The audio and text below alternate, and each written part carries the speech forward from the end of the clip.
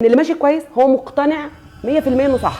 دلوقتي لو سالتك يعني فاكره مثلا موقف معين حسيتي ان هو اثر فيكي، حسيتي ان انت مختلفه فيه كطفله يعني؟ انا كنت في اعدادي، خارجه بقى من اعدادي داخله على ثانوي، كنت الاقي البنات اللي هم مش كويسين واصاحبهم ليه؟ عشان اهديهم. ففي بنت كانت اسمها اسماء، عمري ما هنساها. اسماء دي كانت مش قادره اوصف لك بقى ايه كلام مع مش عارفه مين وتعمل ايه، وكانت ماسكه حاجات مش حلوه. انا مش عايزه افسر يعني عشان لو حد بيسمعني في السن ده. فانا قررت ان انا ادخل لها واتكلم معاها واهديها كده ان هي تبقى تمشي صح والحاجات دي مش هتفيدها وهكذا.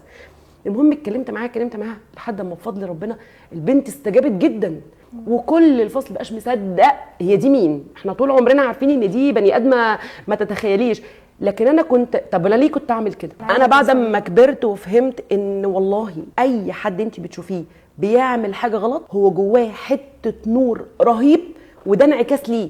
فانت لما بتخشي بتسلطي بس الضوء على الحته دي بيبقى احسن من اللي ماشي كويس. ليه بقى؟ لان اللي ماشي كويس هو مقتنع 100% انه صح، لكن لما تروحي لحد زي ما يكون مثلا حد تعبان نفسيا تايه وتديله العنوان وتديله بس كده خلاص. لكن لو هو كويس انا ماشيه كويس خلاص. عشان كده ربنا سبحانه وتعالى على فكره بيعمل معانا كده. انت ماشيه في طريقك، فالطريق ده ماشيه فيه كويس جدا وما عندكيش فيه اي حاجه، فايه اللي هيحصل؟